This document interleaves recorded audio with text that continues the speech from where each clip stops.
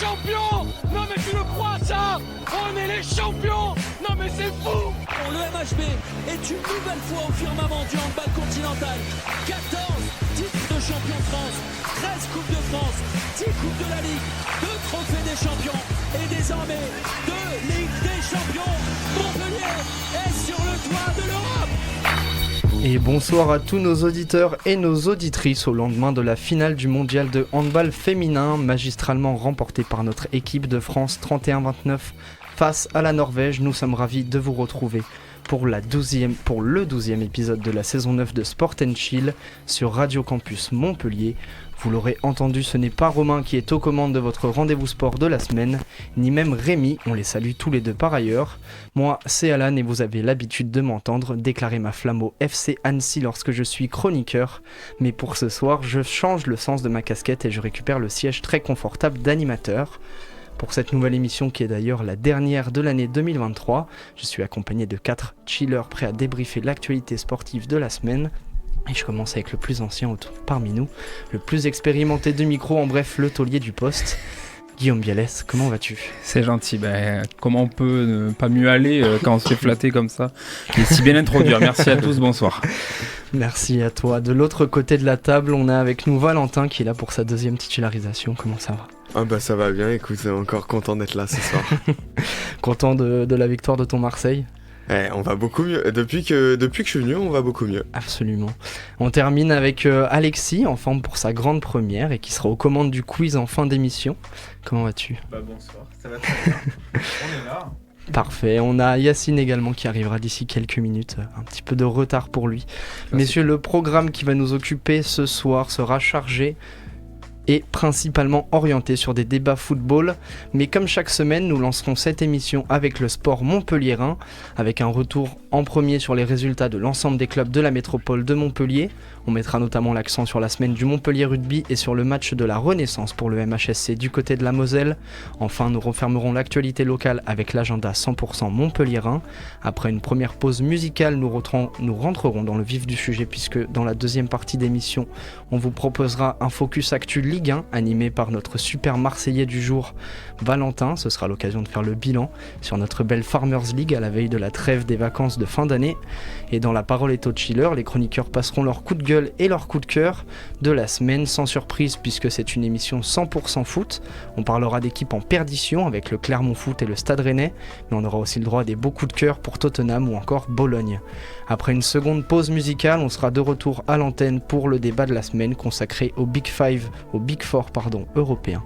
On reviendra notamment sur le parcours d'Aston Villa, Gérone, Bologne et autres équipes surprises de Première Ligue et Liga, mais également on fera un petit tour par l'Italie et l'Allemagne.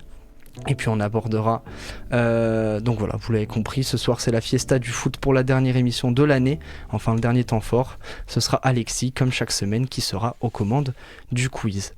Tout au long de l'émission, je vous invite, auditeurs et auditrices, à réagir à nos côtés sur Twitter avec le hashtag Sport&Chill et sur le live Twitch de Radio Campus Montpellier. Et vous pouvez bien sûr voter à notre sondage Sport Montpelliérain qui concerne ce soir notre équipe du MHSC.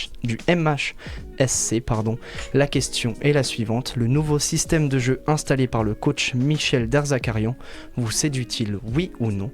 On en reparlera juste après.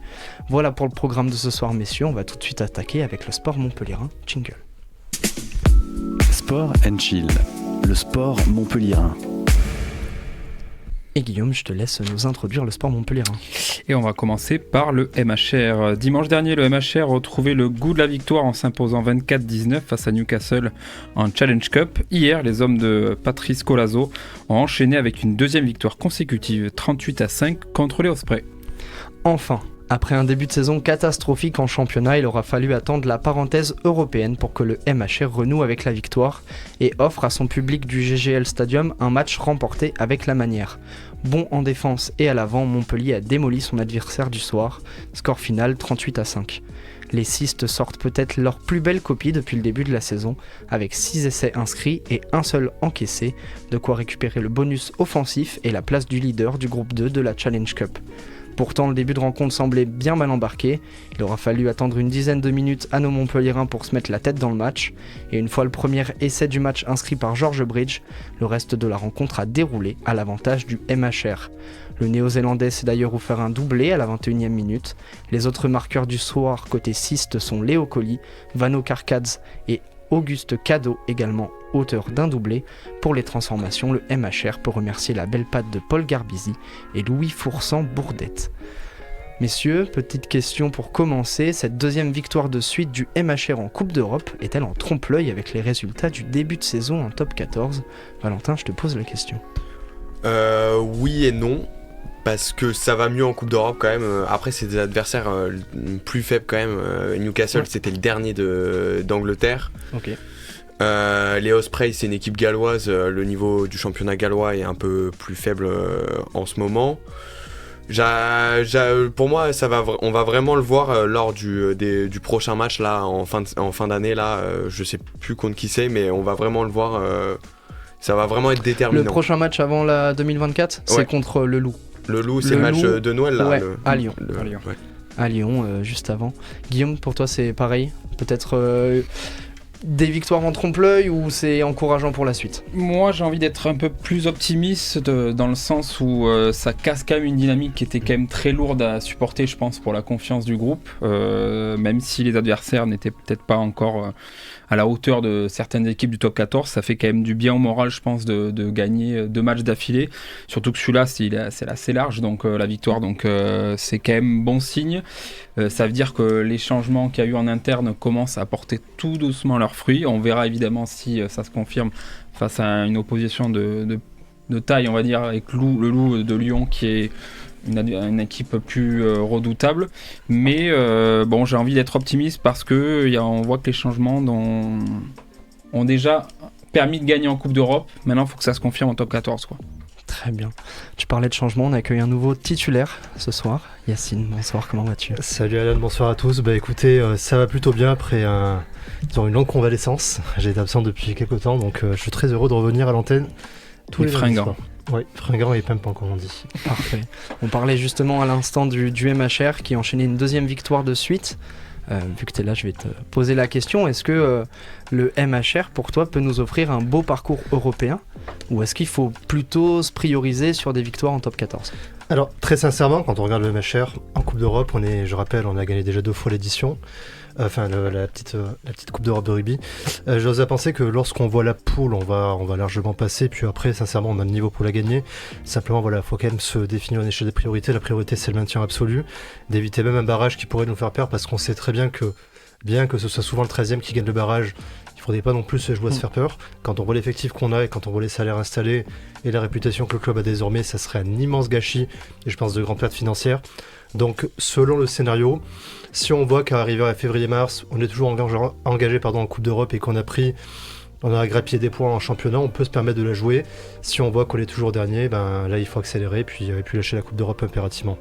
Très bien, on va passer à notre second club montpelliérain, le MHSC. Et oui, cela faisait 6 matchs que les coéquipiers de TJ Savanier n'avaient pas savouré une victoire. Et là, dans une rencontre poussive face à un adversaire mieux classé qu'eux, le MHSC remporte sa confrontation face au FC Metz, 1-0 sur un but du défenseur Maxime Estève. 29 octobre 2023, voilà la date de la dernière victoire de Montpellier en championnat. C'était à domicile, à l'occasion du derby occitan remporté 3-0 face au TFC. Et depuis, les Payadins ont enchaîné des défaites et des matchs nuls plutôt rageants et ont surtout perdu leur jeu. Ce week-end, c'était donc l'occasion pour les hommes de Michel Derzakarian, aka MDZ, de se relancer au championnat face au FC Metz, avant de recevoir à la Mosson l'Olympique de Marseille la semaine prochaine, en cadeau de Noël en avance. Eh bien, c'est chose faite, puisque le MHSC a su trouver les filets dès la 9e minute de jeu grâce à la tête de Maxime Estève, bien placé au premier poteau d'un corner tiré par le petit prince Savanier. A noter que c'est le premier but d'Estève en carrière, et il fait du bien à notre équipe qui retrouve ainsi la 12e place du championnat, à 4 points du barragiste, l'Olympique lyonnais. Messieurs, le coach de Montpellier a utilisé un nouveau système de jeu, une composition en 3-4-1-2 avec un TJ Savanier dans un rôle mi-relayeur, mi-numéro 10. C'est le deuxième match consécutif après celui contre Lens la semaine dernière que ce système est utilisé. Est-ce que ça vous plaît, cette nouvelle composition ? Je rappelle d'ailleurs que c'est notre sondage du soir. Valentin qui veut se lancer. Déjà pour revenir sur le match, on va faire un parallèle avec le rugby. C'était important aussi de casser cette longue série sans victoire. Je pense pour le moral ça va faire du bien, surtout qu'en plus c'était face à un adversaire presque direct, on va dire, puisque pour l'instant le Montpellier Hérault joue le maintien. Donc puis cette équipe de Metz se défendait plutôt bien depuis le début de saison. Je crois qu'ils étaient sur une bonne série d'ailleurs avant cette défaite. Donc ils a été un bon mois de novembre. Là ils commençaient en décembre à un peu s'assombrir, mais fallait gagner là-bas, ils l'ont fait. Alors la manière on pourra en débattre parce qu'évidemment c'était pas non plus reluisant. Chacun, on va dire, a eu sa mi-temps.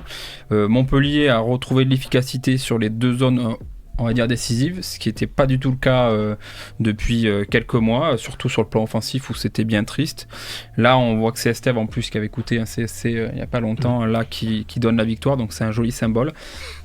Après, sur le schéma, je suis dubitatif parce que certes, il a porté ses fruits sur ce match-là. Il faudra voir sur la durée, mais ça fait du coup un peu plus courir TJ. Je pense qu'il va être peut-être moins généreux offensivement et moins décisif offensivement du coup dans ce système-là. Et sachant que sur le plan offensif, Montpellier, on va dire en ce moment, est pas très efficace. Faudra voir sur le long terme si notre TJ c'est peut-être a autant aussi de place offensivement. une idée du coach, ou en tout cas une future mise en place pour la recrue Koulibaly, qui est un piston qui a été formé au PSG, qui a joué à Stuttgart, qui est arrivé libre. Toi Yacine, est-ce que tu penses que voilà, le 3-5-2 ou le 3-4-1-2 c'est quelque chose de viable ou pas sur la durée? Ouais, après moi j'ose à penser qu'il faut quand même avoir la matière défensive pour défendre à 3 derrière, parce qu'on a beau dire ce qu'on veut, quand on regarde les premiers schémas d'il y a quelques années lorsque le 3-5-2 avait été popularisé, c'était souvent sur des gros blocs défensifs. On peut pas dire que ce MHSL là est un bloc compact, on prend souvent l'eau, on est souvent déconcentré, il y a des phases assez curieuses pendant les matchs, mais ça date pas de forcément cette saison. Tu citais Savanier, Guillaume. TJ, je veux bien, on a beau dire ce qu'on veut de lui, c'est peut-être une super patte, un super joueur, mais il aime bien jouer sur un tapis. C'est pas quelqu'un forcément qui va mettre la jambe, et quand il le fait mal parce qu'il prend souvent des cartons. Et ça peut être un peu énervant. Devant, on sait qu'on a des flèches et des joueurs pas trop malhabiles techniquement, ce qui est déjà une qualité offensive. Encore faut-il ne pas trop avoir de déchets non plus, parce que c'est un peu ce qu'on a connu ces derniers temps. Moi, j'ai envie de te dire que ça soit une défense à 3, une défense à 4, c'est pas forcément le problème principal de ce Montpellier-là. C'est surtout trouver, en fait, peut-être un peu plus de confiance. J'ai l'impression qu'il y a un manque de confiance dans cette équipe, dans les deux surfaces. L'effectif, y compris en défense, c'est pas un effectif de Ligue 2, loin de là, c'est un effectif de début de deuxième partie de tableau de Ligue 1.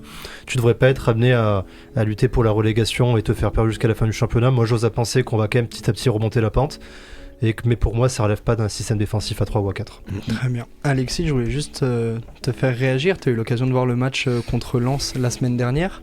Une compo à 3 contre Lens, qui a l'habitude quand même d'aller assez vite. Est-ce que c'est viable sur la saison, peut-être sur des équipes aussi comme Lens? Alors, je connais pas assez Montpellier pour pouvoir donner mon avis, un avis hyper précis, mais déjà, je vois que ça parle de 3, je dirais plutôt que c'est 5 plus qu'autre chose, parce que 3 c'est Lens qui joue à 3 vraiment, il y a des pistons qui sont hyper hauts sur le terrain.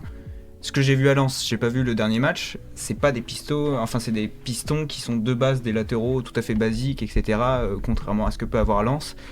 Et je pense qu'il y a une volonté aussi de solidifier tout ça. Vous parliez de la mauvaise série de victoires, c'est une volonté aussi de rester sur des acquis. Moi, ce que j'ai vu à Lens, c'était pas un match emballant, mais en termes de défense, c'est pas Lens qui a eu les plus grosses occasions, c'est même plutôt l'inverse. C'est à la fin du match, d'ailleurs, l'équipe a bien noté Brice Samba là-dessus, mais c'est Brice Samba qui a sauvé Lens, et c'est quand même une belle performance, même si le match n'était pas emballant, c'est pas un beau football, c'est pas beau à voir, mais bon, il y a la réalité du terrain qui fait que c'est une mauvaise série, c'est des joueurs qui sont peut-être pas tant en confiance que ça, donc il y a la volonté de trouver une solution. Une solution à long terme, ce serait dommage, parce que Montpellier, quand ils ont fait leur meilleure saison il y a de ça quelques années, les premiers passages de Zakarian, c'était plus emballant, c'était plus cool, il y avait TJ Savanier qui était vraiment au cœur du projet, etc. C'était plus joli à voir, mais là la réalité du terrain fait que malheureusement c'est peut-être leur capacité actuelle en termes de confiance, en termes de performance, ça leur permet peut-être pas de viser plus que ça. Après, c'est à voir si ça peut se faire, mais ce serait quand même dommage de jouer à 3 et comme tu l'as dit, si les défenseurs centraux sont pas habilités à le faire, enfin on le voit avec certaines équipes qui veulent jouer dans un schéma de jeu et leurs joueurs sont pas habilités à jouer dans ce schéma de jeu, ça ne marche pas. Après, donc, ce qui peut être rassurant rapidement sur cette équipe, tu disais que c'était une affaire de série chez certains joueurs, en termes de confiance, de dynamique, etc. Moi, ce qui me laisse un peu, je sais pas, on va dire confiant pour l'avenir, c'est que j'ai l'impression que ce manque de confiance, cette dynamique de confiance, elle est propre à beaucoup d'équipes de Ligue 1. On a du mal à faire des séries en fait sur toute une saison. On sait que Paris sera devant, mais en fait on sait que ça peut bouger très vite, y compris dans notre partie de tableau. On a l'impression que en 2 matchs, une équipe va perdre toutes ses certitudes des 2 mois précédents, et l'autre va retrouver de la confiance et va enchaîner 2 mois positifs. Donc en fait, la vérité d'aujourd'hui n'est pas celle du lendemain, et encore plus dans cette Ligue 1 de cette année. C'est compact, hein. On a vu Marseille qui était pas loin de Rennes il y a quelques temps et pas loin de la zone rouge presque. Ouais. Là, en 3 matchs, ils reviennent aux portes de l'Europe. Donc voilà, c'est des dynamiques. En fait, j'ai l'impression que les équipes de Ligue 1 sont plus dans la gestion et savent que il faut être surtout là dans le money time, dans la deuxième partie de saison, et être fort physiquement et se sentir bien à ce moment-là, plutôt que tout donner très vite et après vivre une fin de saison très longue, quoi.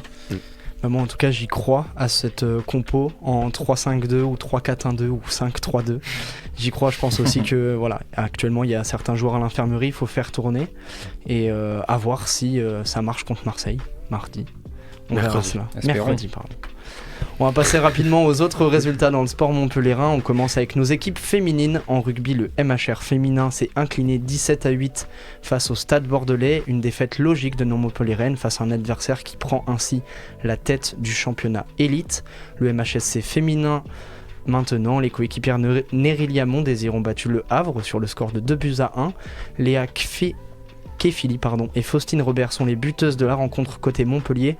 Après 2 défaites consécutives face au PSG et au PFC, le MHSC féminin gagne à nouveau et récupère la 6e place de D1 Arkema. Par contre, rien ne va plus pour le BLMA, qui enchaîne une 3e défaite en 3 matchs et dégringole à la 4e place de la Ligue féminine. Les joueuses du coach Valérie Demory ont été battues de 9 points, 79-70 par Bourges, leader du championnat.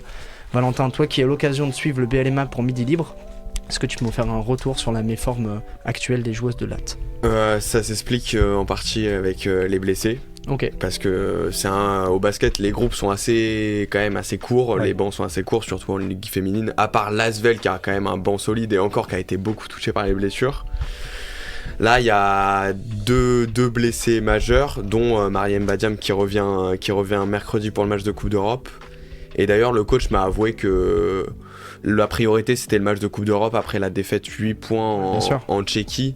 C'est de gagner de 9 points mercredi. Et donc contre Bourges il avait fait plus tourner. Et elles perdent que de 9 points, elles tiennent 3 cartons sur 4.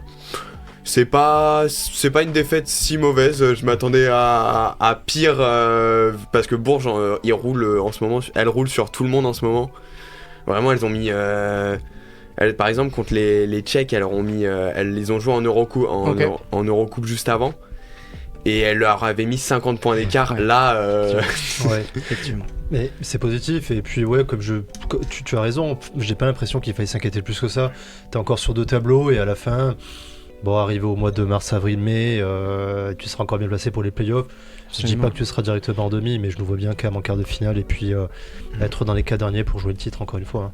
Ouais, il y a le tableau aussi de Coupe de France. On va rajouter la Coupe de France. T'affrontes Tarbes en quart début janvier, le 20 janvier. Il y a encore les motifs d'une belle saison, je pense. Oui, clairement. On continue d'y croire. On enchaîne avec la défaite du Montpellier Handball qui s'est incliné 33-29 contre Toulouse.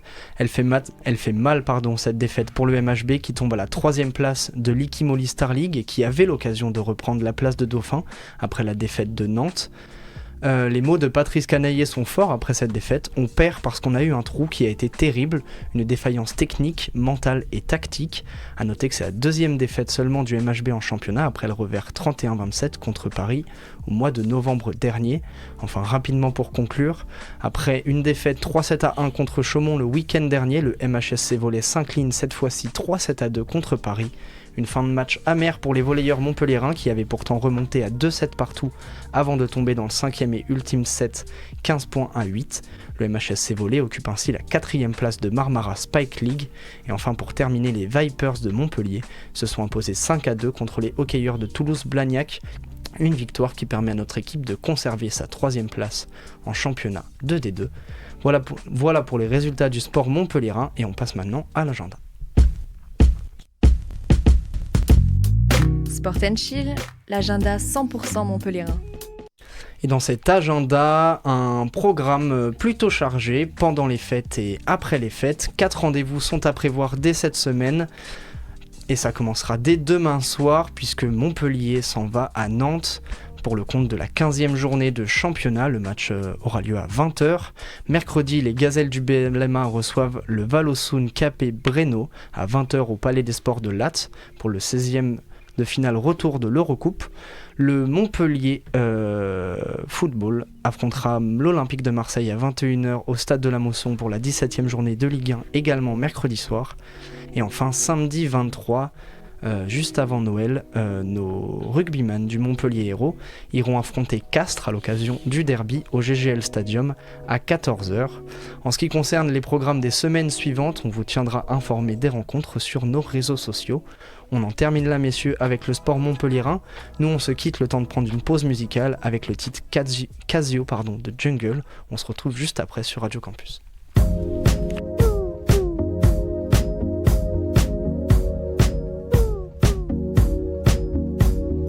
Casio, playing on my heart just like a Casio, breaking it apart so you can let it go. Oh, wait another year, that's not original. I'm cynical, alright, let's go now. When all your dreams are gone and you're still holding on, you waited for too long. I know, you know, so Play it cool, I just want the keys back to my vehicle. They're just gonna tell you that I wasn't real, and I just wanna tell you this is how I feel.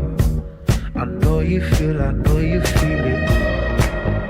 when all your dreams are gone and you're still holding on, you waited for too long. So I know, you know, so Casio, playing on my heart just like a Casio, breaking it apart so you can let it go. We another year, that's not original. Cynical, alright, let's go now. when all your dreams are gone and you're still holding on, you waited for too long. So I know, you know, so when all your dreams are gone and you're still holding on, you waited for too long. So I know, you know, it's over. Don't think that my love is gone. It's all up in your head now. Don't think that my love is gone. It's all up in your Alright, head let's go now. Don't think that my love is gone. It's all up in your Alright, head let's go now. Don't think that my love is gone. Casio, It's all up in your alright, head let's go. when all your dreams are gone and you're still holding on, you waited for too long. So I know, you know, so when all your dreams are gone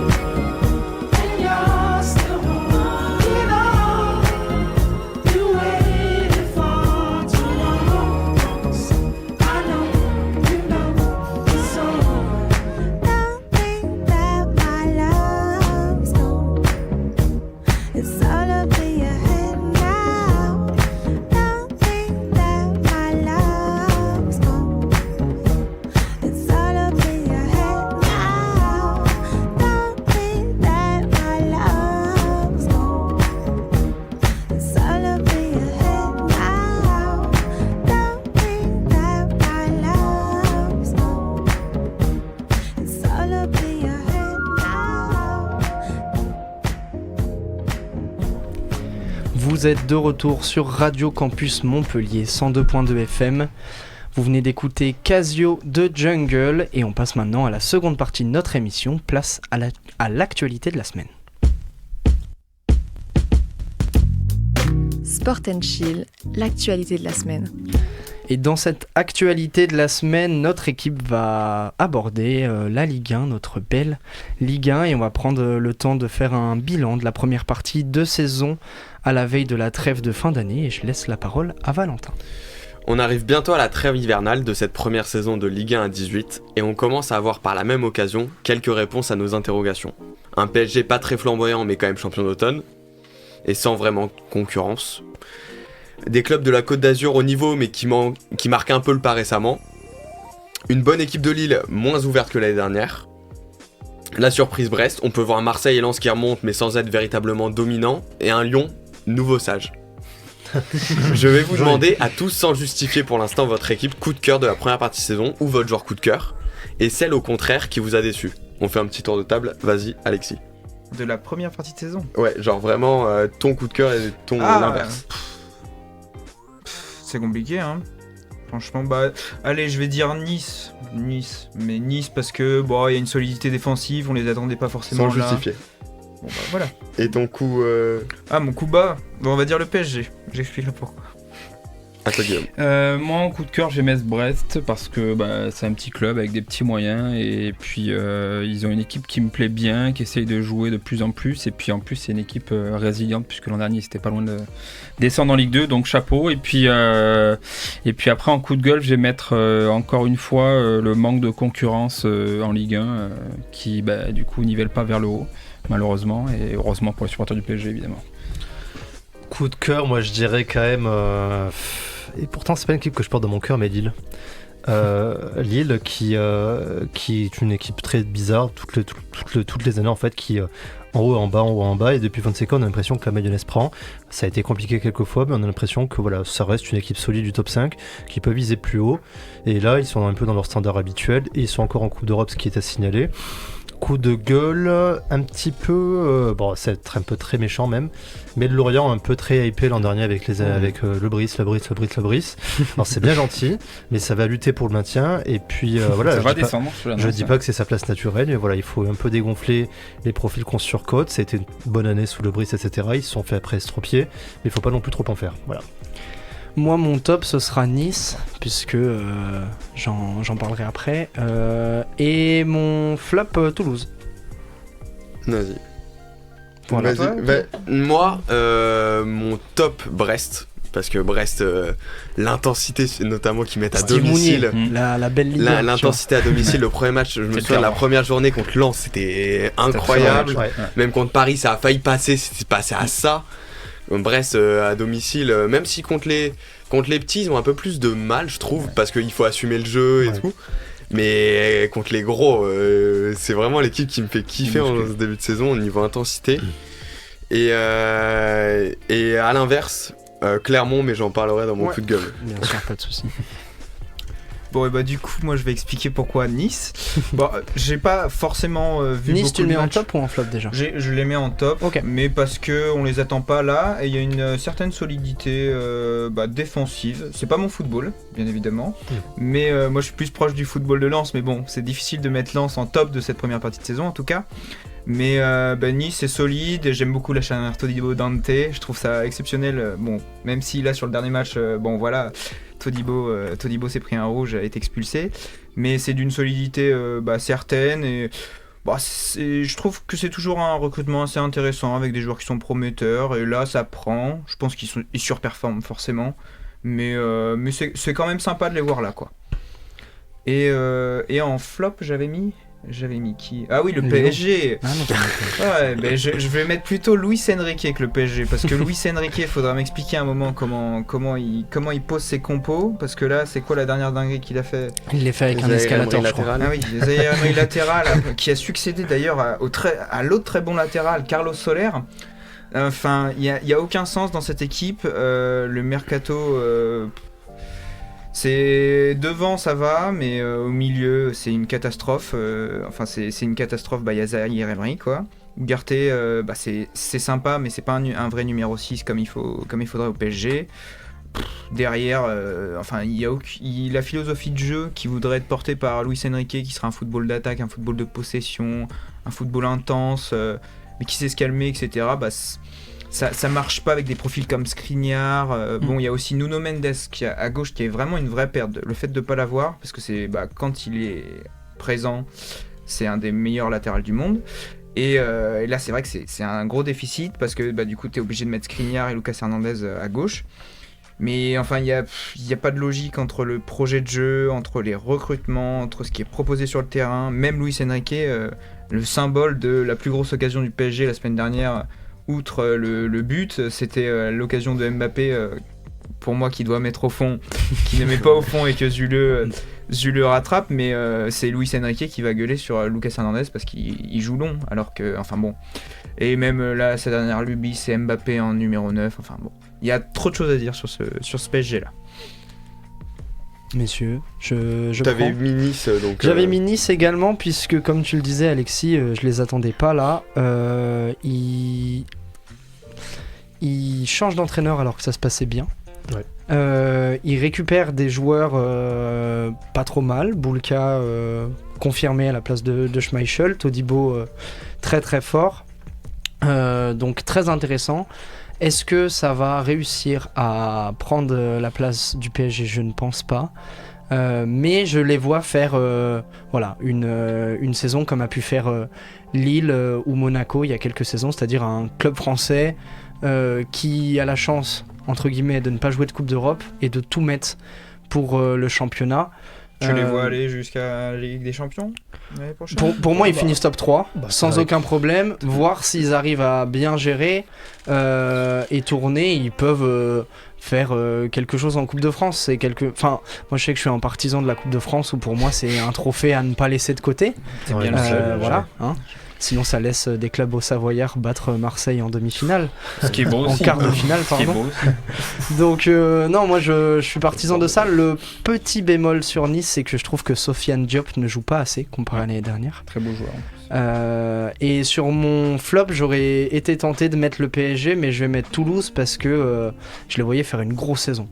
Vraiment un truc de ouf. Ils gagnent, ils vont en Europa League. Je les voyais faire un truc vraiment bien, même s'il y a eu du changement, qu'ils ont perdu des joueurs.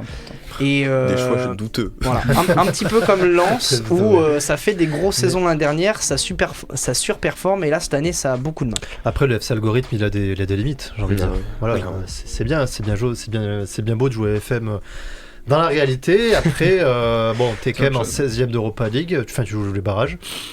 T'as une victoire historique face à un Liverpool qui avait mis son équipe D, mais bon, pourquoi pas, c'est toujours bon à prendre.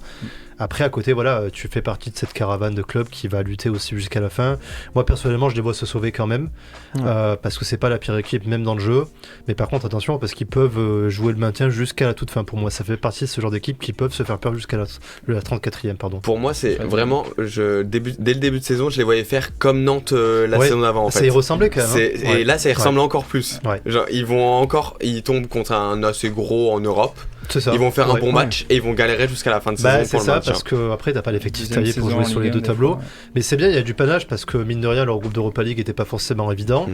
Et puis en championnat, après, le problème c'est que ça fait partie de ce genre de club qui pâtit de la réduction du championnat de 20 à 18 parce que quand t'as un effectif, quand t'as un championnat dilué à 20 équipes, le niveau en fait se dilue encore plus. Là t'en enlèves 2 mauvaises, il en reste peut-être à peu près 10 qui sont vraiment pas terribles du tout. Et Toulouse en fait partie, ça se voit plus en fait, tout simplement. Ouais. Absolument. Comboiré viendra sauver les meubles en fin de saison. Oui. Pascal Duprat. Le FC Canal. Qui veut enchaîner, monsieur? Allez-y, sur vos tops, vos flops. Vas-y, Guillaume. Allez, let's go. Brest, j'en ai parlé déjà un petit peu. J'aime beaucoup l'état d'esprit qui se dégage de cette équipe-là. Et puis, j'aime bien l'histoire de ce coach aussi. J'aime bien ce qui se passe à Brest, honnêtement. C'est un club modeste, mais qui travaille bien. Contrairement à un autre club de Bretagne que je vais citer, dont je vais parler tout à l'heure. Mais voilà, c'est en plus un club qui revient de loin, comme je l'ai dit, avec une année très compliquée l'an dernier. Et ils ont continué à à serrer les dents, à recruter intelligemment, à trouver un bon système, un bon coach. Et là, on sent que l'équipe est en confiance, même si elle a traversé il y a quelques semaines une période un peu plus compliquée. Ils se sont vite repris, je trouve, pour pas se laisser endormir dans le ventre mou. Là, ils sont encore au contact, je crois, 6e ou 5e. je crois que j'ai Ouais, regardé. voilà. Bon, évidemment, ils joueront pas l'Europe, hein, mais en tout cas, c'est bien ce qu'ils proposent en termes de jeu, en termes d'ambition. Je trouve que c'est pas mal, même si au final ça vous dira peut-être pas sur un top 5, mais au moins ils auront fait du mieux qu'ils pouvaient et ils s'assureront une place en Ligue 1 tranquillement. C'est déjà une belle prouesse pour un club comme celui-là. Et une 6ème place et la Coupe d'Europe, c'est envisageable ou pas? J'ai du mal à y croire, ça fait beaucoup de vent. Ça va remonter, Lens, Marseille, ça va pour moi, ça va monter. remonter. Peut-être Lyon, non je rigole. Mais non, j'en vois au moins 5 devant, donc ça sera peut-être compliqué pour Brest. Mais en tout cas, ils auront marqué les esprits en bien, ils se seront assurés une place en Ligue 1 assez facilement. Donc je suis content pour eux parce que la mentalité que dégage ce club et cette équipe est assez positive, je trouve, pour la Ligue 1. C'est vraiment un beau football, Brest. J'ai eu Si l'occasion de voir beaucoup le match d'équipes moyennes contre, comme ça de Ligue 1 proposer autant, ça serait. J'ai ça vu serait le mieux match pour la contre Ligue 1. Montpellier, ça joue bien, enfin, il y a vraiment Ça une joue au ballon, structure. Pour moi, ça met dans la même catégorie que Reims, tu vois, à C'est peu ça. près. C'est pas le même football, mais c'est la même catégorie des clubs qui travaillent assez bien Puis quand c'est même. efficace, voilà. Et puis on n'est pas trop habitué à ce football très intense. Quand on dit en France très intense, ça fait très physique, avec des défenseurs très costauds. Là, t'as l'impression que c'est des joueurs avec des profils tout à fait corrects, mais pas non plus des mastodontes. Et par contre, il y a beaucoup d'animation. Déjà, ça joue bien au ballon quand même. Ça joue bien au ballon. C'est des joueurs Ligue 1, quoi. Et ouais, c'est des Mounier, des Pereira là. Quand on dit bonne intensité, c'est pas une intensité, on court pas pour rien, on fait des bonnes passes, ça finit bien. Non, c'est vraiment, et puis le public suit, c'est bien. Moi, je m'attendais pas à ce que Brest fasse une saison comme ça. D'habitude, ils sont autour de la 10e, 11e, 12e place. Là, ils vont se sauver aisément. Et dans cette ligue à 18 équipes, c'est quand même une prouesse pour un club comme Brest qui va se stabiliser. Je suis pas forcément convaincu qu'ils vont perdre beaucoup de joueurs d'ici la fin de saison non plus. Parce qu'au final, monter à Brest. Bon, je sais pas, est-ce qu'un mec comme Del Castillo, c'est certainement qu'il y aura des sollicitations, mais je pense pas que le reste d'effectif va être sollicité par des grosses cylindrées. Bon, bah c'est bien Brest. Ouais, ça me fait bien. Ça fait plaisir. Ça permet de promouvoir notre Ligue 1 parce que bon, Ouais. les jeux de championnat, c'est ce qui fait rêver. Enfin, pourquoi on regarde la Liga cette année pour des petites équipes qui, comme Gérone, qui performent, qui jouent bien, quoi. Bien sûr. On se demandait si Brest est pas en train de devenir un plus gros club que Montpellier. Parce qu'avec la construction du nouveau stade, s'il se pérennise dans la première partie de tableau, c'est possible parce qu'il y a un projet qui tient la route. Oui, parce que attention, un club se fait vite déclasser finalement. Bah oui, c'est quand pour tu ça. réfléchis. Montpellier qui a 10 ans commence à se pérenniser, attention. C'est compliqué en ce moment. Mais bon, après, sur le papier, Montpellier a tout pour réussir. Bien sûr. En espérant que la période s'éternise pas non plus, quoi. T'avais encore un top à dire, Yassine? Un flop, moi je vais attendre son flop. Tu vas attendre le flop de Régis Lebris. Ouais, Lorient, alors attention, de base, moi Lorient, c'est un club que j'aime bien. C'est pas un club que je déteste, etc. Mais simplement, voilà, là ils sont sur une série de 7 défaites consécutives si je me trompe pas. Alors ils ont essayé quelques coups au mercato, évidemment. On a fait revenir en France Benjamin Mendy une fois acquitté par la justice anglaise. On a quand même conservé un effectif qui pour moi, alors c'est pas pimpant, etc. Mais enfin bon, des Logov, des tout ça, des joueurs comme ça, c'est pas forcément mauvais. Simplement, désormais, j'ai trouvé que l'an dernier, voilà, 10e place, c'est bien pour Lorient, mais on a fait de son entraîneur un génie du football, ce qui n'est pas forcément. Je dis pas toute la sphère médiatique, mais bon, je pense à 2-3 personnes que j'ai écoutées qui faisaient de lui un génie absolu. Voilà, moralité de l'histoire, oui, ça reste un entraîneur qui a bien performé pendant une saison. Peut-être qu'il a pris un peu le boulard, ou peut-être pas, on n'en sait rien. Peut-être qu'il a eu des revendications au mercato qui n'ont pas été entendues par le président. Il a perdu des joueurs importants, on se rappelle de Mofi et d'Ango Ouattara, si je dis pas de bêtises, qui est parti en première ligue.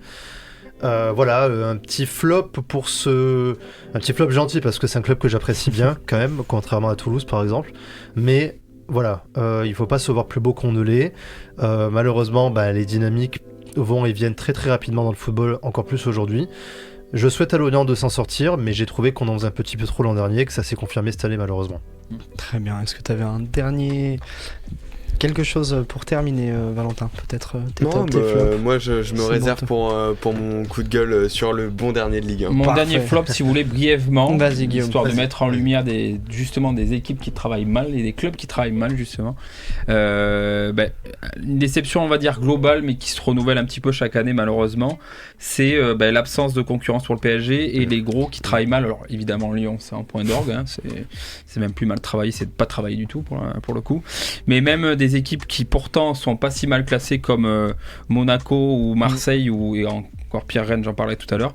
Je suis vraiment déçu parce que les saisons s'enchaînent et se ressemblent un peu pour des clubs comme Monaco qui manque de régularité.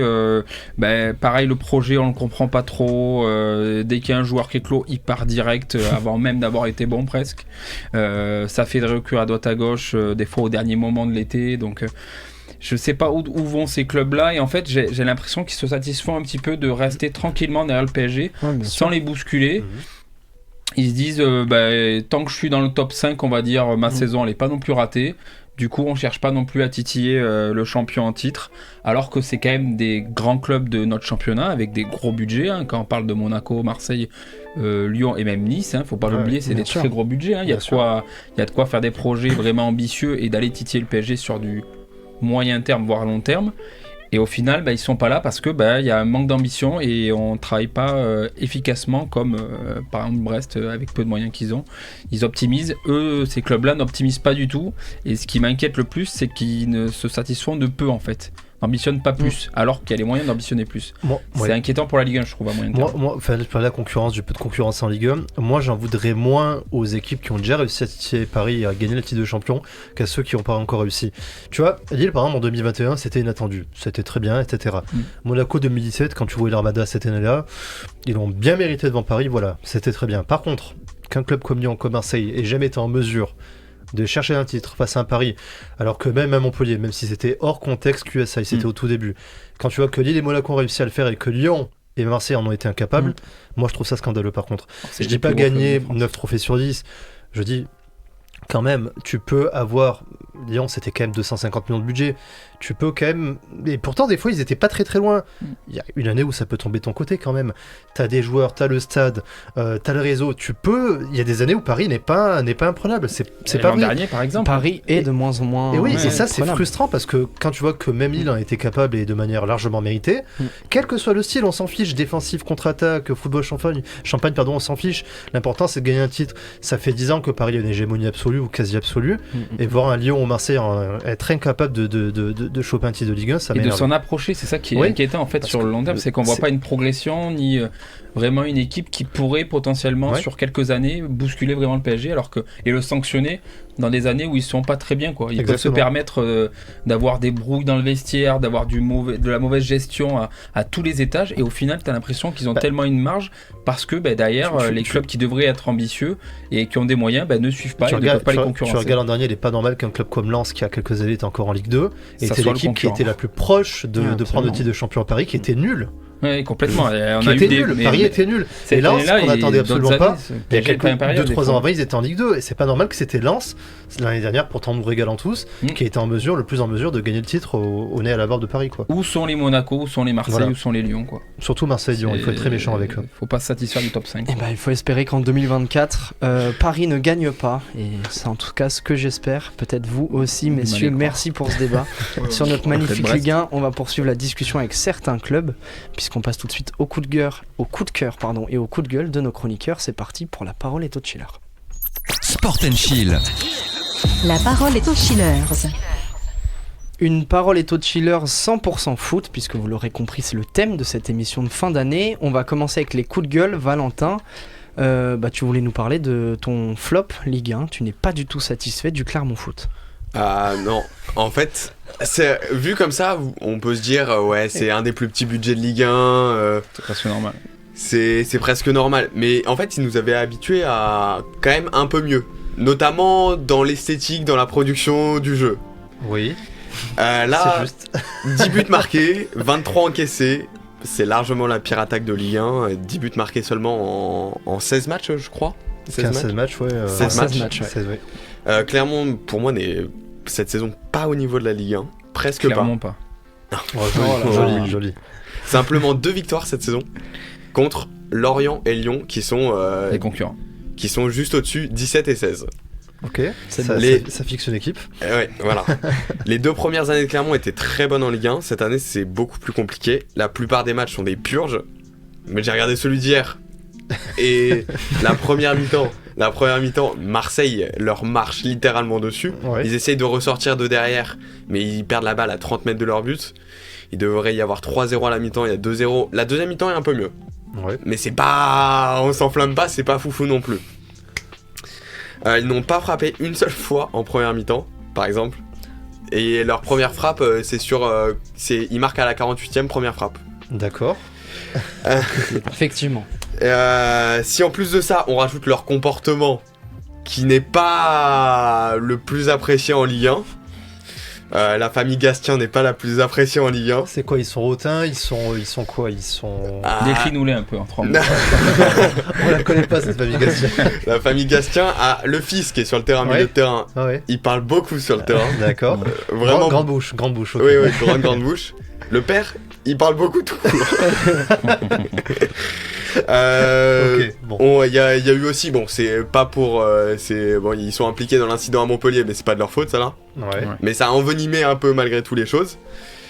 Et on peut presque parler de première partie de saison catastrophique. Est-ce que je vais vous poser une question? Est-ce que vous pensez que c'est déjà fini, c'est déjà direction la Ligue 2 pour eux? Oui. Toi, tu penses que oui? Fin du débat. Réponse rapide. Non, moi je pense que pas encore. Simplement, ils sont sur combien de défaites consécutives? Ils doivent être sur une série horrible. Ça va perdre. Il y a la victoire contre Lorient. Clermont. Ouais. Non, ils ont fait nul contre. Contre Lille, ils accrochent bien à domicile. Ils ont fait nul contre Paris aussi. Ils ont trouvé leur dernier. Ils ont fait nul contre Montpellier du coup. Lorient est qu'à 1 point. Après, t'as la 16e place de barragiste qui est à 2 points. Non, t'es quand même assez loin pour l'instant de la relégation. On en reparlera dans 10 journées parce que pour moi c'est vraiment trop tôt pour en parler. Après oui, je ne regarde pas les matchs de Clermont, je le reconnais. Mais si tu me dis que la famille Gastien est antipathique, je te crois sur parole. Ah ouais. Pour moi ça se maintient pareil. Ça se maintient. Au pire ça va aller acheter des joueurs de Ligue 2 ou de National au Mercato, mais pour moi ça se maintient. Moi parmi un des relégués je dis Metz, le FC Metz comme d'habitude. Voilà. Très bien, Alexis. Je dirais que là, tu parlais du calendrier. En vrai, là, ils auront Rennes, ils auront Metz, Nantes, Strasbourg. Après cette période-là, ça va se dessiner, ça va bien se voir parce que là, c'est des concurrents directs. Ouais. Bon, Rennes, concurrent direct. Tu regardes le classement, c'est un concurrent direct. Oui, voilà. Mais les Metz, Nantes et Strasbourg, c'est des matchs. Si tu les gagnes pas, il y a un trou qui peut vraiment se créer. Parce qu'ils ont de la chance, le championnat avance pas très vite en fait. Loin de là. 3 victoires et t'es 6ème, donc bon. On enchaîne avec... c'est la dernière saison de Gastien aussi. Ok. La dernière saison de Gastien. Faut espérer que ça le soit.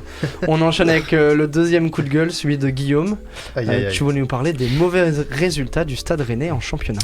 Et oui, j'ai passé pour le père fouettard un petit peu aujourd'hui avec les clubs qui travaillent mal. Hein. J'ai l'impression d'être le professeur principal en fin de trimestre qui tape sur les doigts. Mais oui, Rennes, pareil, projet ambitieux d'année en année, club qui se veut concurrent aux places européennes, voire plus. Il est resté sur une belle 4e place l'an dernier. Des grosses recrues cette année tout de même, hein, avec Blas et l'ancien milieu de Lorient, j'ai plus. Enzo Lefebvre, qui est une des milieux prometteurs de notre Ligue 1. Le retour de Terrier, normalement en grande forme. Mais voilà, ce grand projet où la dynamique de Rennes devait se confirmer sur un podium cette année. Et ben pour l'instant, elle se confirme pas du tout, puisque l'équipe, en plus de rien proposé dans le jeu n'a pas de résultat, une vraie crise depuis quasiment le début de l'année en fait, d'où le changement d'entraîneur après quelques mois. Je suis inquiet pour ce club parce que ça fait des années en fait que le Stade Rennais se veut un club ambitieux, moteur de la Ligue 1 qui progresse d'année en année, et on les a souvent critiqués pour leur manque d'efficacité dans les fins de saison, pour souvent terminer dans le ventre mou presque, ou au mieux 5e ou 6e. Là on en avait l'impression que le club évoluait dans le bon sens, avec une belle 4e place l'an dernier, un petit parcours européen, donc il y avait de quoi aspirer un peu de concurrence, peut-être pas pour le PSG mais pour les équipes comme Marseille ou autres plus habituées du podium. Et en fait on voit que le projet s'écoule complètement. Pourtant, il y a eu beaucoup d'investissements, un effectif quand même colossal. Quand tu vois des Bourigeaud, des Blas, des Terrier, des Gouiri à l'époque qui étaient prometteurs aussi. Le fait aussi, et Matic. Il y a quand même des sacrés noms dans cette équipe. Il y a un effectif quand même de qualité. Et je suis assez déçu parce que j'avais envie de voir une nouvelle équipe qui pouvait concurrencer peut-être le PSG et se battre pour les places du podium. Et je vois qu'en fait, ça s'écroule complet. Il y a pas de jeu. C'est triste à en mourir quand tu les vois jouer. Ils perdent facilement les matchs, on va dire. Mentalement, on sent qu'il n'y a pas de révolte. Les scénarios sont souvent similaires. Et on a l'impression que le club s'enlise. Il y a eu un changement de coach qui a été un peu efficace au tout début. Finalement, pas tant que ça. Il faut peut-être plus de temps pour aboutir. Et au final, je pense que le Stade Rennais va croupir au milieu de ce classement de Ligue 1 alors que ça annonçait une saison si ambitieuse. Donc voilà, je voulais un peu signaler ce club aussi qui travaille mal, il faut le dire, c'est dans le gros pot pourri, on va dire, de la mauvaise concurrence qu'il y a en Ligue 1 qui fait que le PSG, sans être impérial, a de la marge. Rennes en fait partie parce que avec les moyens qu'ils ont mis et l'effectif qu'il y a au départ, il y avait de quoi faire beaucoup mieux cette année en Ligue 1, et là je pense que déjà leur saison est un peu ratée. Ils compteront même pas sur la Coupe d'Europe pour soulager leur peine parce qu'ils tombent contre un Milan qui sera coriace à sortir. Donc voilà, flop de Rennes qui a déjà pour moi sa saison ratée. Désolé, c'est ma marotte les gars, mais Rennes aurait dû être le Lens de l'an dernier. Voilà. Exactement. Moi, je suis désolé. Plus de moyens que la Lens. Déjà ils ont des moyens. Ils ont un capitaine d'industrie. Ils ont des moyens. Ils ont eu. Mercato était de qualité. On va pas dire le contraire. Je suis désolé. Rennes. J'ai oublié de mentionner justement le club de Rennes. Non, ça doit chercher Paris, je suis désolé. Ils ont les joueurs pour. On ne sait pas ce qui se passe dans cette équipe. En plus, on va pas refaire le coup de l'Europa League parce que c'est pas le propos. Ils nous refont encore le coup de l'an dernier où ils sont avant la 6ème journée, premiers de leur groupe, et puis là ils finissent 2ème et on sait comment ça va terminer. Ça va se terminer en barrage d'Europa League comme l'an dernier, alors qu'ils auraient dû être en 8ème dès la 5ème journée. Voilà. C'est incompréhensible cette équipe alors qu'ils ont les moyens. C'est pas une équipe qui a des joueurs malhabiles, etc. à balle au pied. C'est des joueurs de qualité à tous les niveaux, soit peut-être en défense où ça manque un peu d'expérience. Mais sinon, au milieu de terrain et devant, non, c'est blindé. Derrière, dans les cages, t'as un Mandanda qui est encore plus ou moins au niveau. Je comprends pas ce qui se passe dans ce club. Hormis des dissensions internes, etc. La crise, elle est incompréhensible. Ce club, je trouve, symbolise un peu le manque d'ambition de la concurrence en Ligue 1. Ça cristallise un petit peu. Et on a l'impression que les joueurs aussi sont un peu apathiques. Il n'y a pas vraiment de réaction. Pourtant, il y a de la qualité, mais il n'y a pas de mental. J'ai du mal quand même à dire manque d'ambition quand on voit le mercato. Et le mais budget accordé, mais sur... Une fois la saison lancée, je parle. C'est ça qui m'inquiète. Là, parce que à la limite, Lyon, on pourrait parler de manque d'ambition sur les transferts, je trouve. Enfin, en tout cas... Mais là, Rennes, ils étaient armés, quoi. Enfin, c'était... Il y avait de quoi faire, mais sauf que ça n'a pas suivi sur le terrain. On aura l'occasion, messieurs, d'en reparler en 2024, en espérant peut-être avoir 6 clubs toujours qualifiés sur 6. On verra ça. Allez, il y en a 3, c'est déjà très bien. Ouais, là, va lourd. S'il y en a un déjà, c'est bien. Tout pour le LOSC qui a fini premier. Messieurs, on va passer au coup de cœur maintenant. Alexis, tu voulais nous parler de Tottenham, ton petit chouchou de la saison. Ah bah, c'est pas plus mon chouchou, c'est mon équipe préférée de cette saison-là. Je regarde tous leurs matchs. Alors qu'il a un maillot de Liverpool, je précise. Ouais, non mais oui. Ah, mais j'ai aucune honte. Non, c'est... on parlait de mauvaise gestion, etc. Là, Tottenham, c'était ça en Angleterre. Pour l'anecdote, j'étais allé les voir il y a 2 ans à Tottenham. J'avais vu une purge mais monumentale. Ils avaient perdu 1-0 face à Brighton et c'était pas le Brighton de maintenant. Donc c'était catastrophique. Ça jouait une défense à 3 sous Antonio Conte, c'était moche. Et puis là, changement d'entraîneur, Postecoglou, australien qui vient du Celtics, qui a un style de jeu plutôt porté sur le beau jeu, quelque chose de léché et tout, donc ça fait plaisir. Et puis on a une équipe qui finalement n'a pas tant bougé que ça, mais il y a des gros noms qui se sont ajoutés. On pense à Madison, c'est un vol, le prix auquel ils l'ont eu, 46 millions 30. Il y a les Pedro Porro, mais qui étaient déjà là depuis janvier. Vicario qui est quasiment le meilleur gardien du championnat avec un jeu au pied très bon et très bon sur sa ligne. Guluzevski transfert qui devient effectif. Udogie, italien magnifique. Enfin, je vais en reparler des latéraux parce qu'il y a vraiment grand chose à dire. Udogie, c'était très bon. Et Van de Ven et Brennan Johnson aussi. Et donc, au résultat, on part d'une saison où ils étaient 8ème la saison dernière. Ils finissent sans Coupe d'Europe. Jeu qui est horrible, stéréotypé, malgré un Kane à 30 buts. Derrière Haaland, ça passe inaperçu alors qu'il fait une saison monumentale et d'ailleurs, grand bien lui fasse, il est parti dans une très bonne équipe. C'est très bien pour lui. Mais finalement, tout change sans lui. Donc voilà. Et cette année, au final, là, je vous dis ça, mais ils sont que 5e à 6 points, seulement 6 points du premier Arsenal, mais il y a une énorme hécatombe qui est passée par là. On pense notamment au match face à Chelsea où, au final, ils le perdent 4-1, mais ils menaient 1-0. Et puis ils sont pris 2 cartons rouges, Romero et Udogie, donc pas des joueurs pas importants. Romero est étonnant. Hein. Ouais. Oui. C'est le problème de Romero. Pourtant il fait une bonne saison. Madison se blesse sur ce match ou Madison se blesse sur ce match Ouais. et Van de Ven se blesse sur ce match. Ouais. Donc là il n'y a plus la charnière titulaire, il n'y a plus Madison qui était le meilleur joueur de Première Ligue de ce début de saison. Oui, très largement, oui. Et au final, le match qui est encore plus beau, et c'est ce qui me fait... J'ai vibré jusqu'à la 85e parce que Chelsea... Il jouait à 9 contre 11, il jouait le piège du hors-jeu. Bon, Chelsea. C'est arrêt. Non, Tottenham. Ah, ok. Tottenham jouait le piège du hors-jeu contre Chelsea à 9 contre 11. Et au final, ils perdent 4-1, mais c'est parce qu'à la fin, Jackson, il met son triplé à chaque fois face au but. Vicario fait un match monumental. Et depuis, il y a encore des blessures qui sont ajoutées. On pense à Perisic qui est blessé depuis le début de saison. Bon, c'est Seignon qui jouerait plus dans ce dispositif, mais Solomon, Betancourt et Lo Celso. Et ça permet pas de créer... ils étaient premiers de Première Ligue avec Manchester City et Arsenal. Ils étaient premiers. Et c'est d'ailleurs... il y a des stats monumentales dessus. Et le jeu encore plus, l'impression visuelle. Et je pense notamment à un ancien de Liga... Sarr qui est exceptionnel, qui fait le lien avec tout le monde, les latéraux qui jouent à l'intérieur du jeu, donc c'est un truc qu'on voyait sous Guardiola dans le Bayern avec Philippe Lahm et David Alaba à l'époque. Enfin c'est magnifique. Il y avait Madison qui rayonnait, Bissouma qui faisait un très bon début de saison, c'est beaucoup plus compliqué depuis, et Son qui est replacé numéro 9 parce que faut savoir que Postecoglou quand il était au Celtic il avait replacé à peu près le même profil que Son, c'était un joueur... Voilà, c'était aussi un joueur asiatique, j'avais oublié son nom, merci. Et il l'avait replacé, c'était lui aussi un ailier, il l'avait replacé numéro 9. Bon là, sur les derniers matchs, par manque de personnes devant, il n'y a plus la possibilité de faire Son, et résultat, il l'a remis sur un côté. Mais Son, c'était, là, sur ses stats cette saison, et en 17 matchs, il est à 10 buts et 15 passes décisives. On se dit que c'est peut-être pas exceptionnel, mais l'année dernière, il fait les mêmes stats avec 36 matchs. Dans les pattes, donc voilà. Très bien. Et coup de cœur passé, faut espérer en tout cas pour Tottenham que peut-être Levy lâche des sous pour le mercato d'hiver.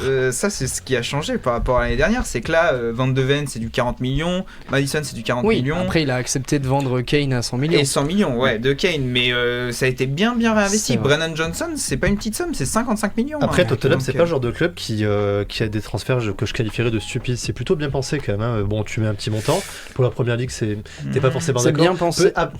Moi je pense que le seul mercato qu'ils ont vraiment pourri ces dernières années, c'est le mercato de Conte.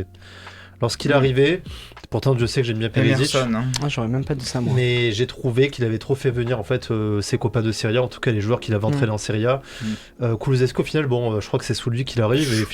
Kulusevski est très important dans cette équipe. Pour le coup, il confirme sous Postecoglou, mais j'ai pas l'impression que sous Conte il avait été. Après tu me diras, il avait été blessé aussi, mais je crois que la fenêtre de tir de mercato de Conte avait pas été, j'avais trouvé exceptionnelle. Non, mais après il y avait, comme disait Alan, c'est Levy, il est pas du tout d'en mettre des grosses sommes. Oui, bien sûr. Et là, après, il y a un nouveau modèle de jeu, donc il y a peut-être moyen qu'il lâche des pépettes. Pourquoi pas. Très bien. Et on y croit en tout cas pour Lévy et pour ton Tottenham. Yacine, je te laisse reprendre la parole pour le dernier coup de cœur. Tu voulais déclarer ta flamme au Bologne de Thiago Motta. Alors, si je vous dis Skorupski, Poch, Buckema, Lukumi, Liko Giannis, Aibischer, Moro, Freuler, Orsolini, Ferguson, Ndoye, Zirkzee, combien de joueurs vous connaissiez? Freuler. Tout le monde, mais je suis pas un prouveur. Freuler et Zirke. Voilà, Zirkzee, Freuler, et le reste, ce sont des joueurs pour des personnes comme moi qui, assidus de Serie A, connaissent, mais c'est encore pas non plus des joueurs très connus en Italie. Et cette équipe-là, entraînée par un certain TM, Thiago M, on en parlera juste après, est actuellement 4ème de Serie A après 16 journées. Elle a, excusez du peu, ni plus ni moins que battu à domicile d'abord la Lazio et la Roma. Elle a tenu le nul à l'Inter et à la Juve, excusez du peu. Et elle a fait 0-0 contre Naples, qui était champion et tout frais champion au mois de septembre. Toutes ces performances-là font de Bologne une 4ème une très solide équipe à la 4e place de la Serie A, devant le Napoli et devant les équipes romaines. 3e meilleure défense du championnat. Alors c'est pas son profil offensif qui va la caractériser. Ils sont qu'à 20 buts, mais Zirkzee est le meilleur buteur de l'équipe avec 6 buts. Et pour le coup, Bologne, qui d'habitude est 10e, 11e, 12e par là en Serie A, est actuellement 4e. Et c'est dû en grande partie à Thiago Motta, qui est là depuis une bonne année, qui est passé à travers disons, qui s'est passé un peu sur les radars en France. Je sais qu'on en parlait un peu à Paris. Il était entraîneur des équipes de jeunes à Paris. Il avait fait du bon travail. Il a fait Genoa aussi avant. Il a fait le Genoa où ça marchait plus ou moins bien avant d'être remplacé suite à une mauvaise série. Et à Bologne, il s'éclate. Il a pris la place de feu Sinisa Mihajlovic qui est décédé. Et depuis un an, il a redimensionné Bologne. Alors Bologne qui évidemment de base est un club moyen de Serie A, 10e, 11e place. Là, il se retrouve 4e et c'est même pas une surprise parce que quand je vois le tableau de chasse, lorsque je vous dis les résultats qu'ils ont fait face aux grosses équipes, il n'y a pas de secret, ils n'ont pas perdu. Voilà, ils n'ont pas perdu et ils ont fait 3 matchs à l'extérieur, à Milan et à Turin. Donc ça en fait une équipe que pour l'instant, on est qu'à 16 journées, je ne vois pas qualifier en Ligue des Champions. Mais les voir à cette place-là, c'est déjà très très surprenant. Je pense qu'ils vont choper une place en Europa League d'ici là, ça c'est sûr et certain. Je vois pas une équipe les bouger au-delà de la 7e, 8e place. S'ils étaient 4e, ça serait une immense impression parce que l'effectif, comme je le disais, je vous l'ai mentionné, j'ai mentionné des joueurs titulaires il y a quelques semaines. Bon, c'est une équipe qui est pas très connue, ce sont des joueurs qui sont plutôt modestes, qui jouent, je pense, avec beaucoup d'entrain, beaucoup d'emballement, etc. Équipe jeune aussi. Une équipe jeune, une équipe qui manie très bien la contre-attaque, qui se retrouve très vite devant les cages adverses. Enfin voilà, c'est une équipe qui, tôt ou tard, selon moi, devrait un peu céder, devrait un peu flancher et laisser quelques places derrière elle. Mais bon, voilà, si t'es un Bologne 4e après 16 journées en Serie A, c'était pour moi le coup de cœur de ce début de saison. Dans le style de jeu, c'est plus défensif qu'un Lens par exemple l'an dernier. C'est un peu plus défensif quand même, oui. Okay. Et pourtant, les joueurs, on a affaire à des joueurs à la fois jeunes et un peu la trentaine bien passée. Mais c'est très compact et s'encaisse peu de buts, 12 buts en Serie A, je sais pas si on réalise, mais c'est la 3e meilleure défense derrière la Juve et l'Inter, donc les deux premiers, t'es pas là par hasard quoi. Voilà. Ouais. Impressionnant. Et on espère que Thiago Motta nous écoute, c'est que ton coup de cœur est passé. En tout cas, nous on va se retrouver d'ici quelques minutes, le temps de s'écouter un son de Oden et Fatso. C'est parti pour Lorraine.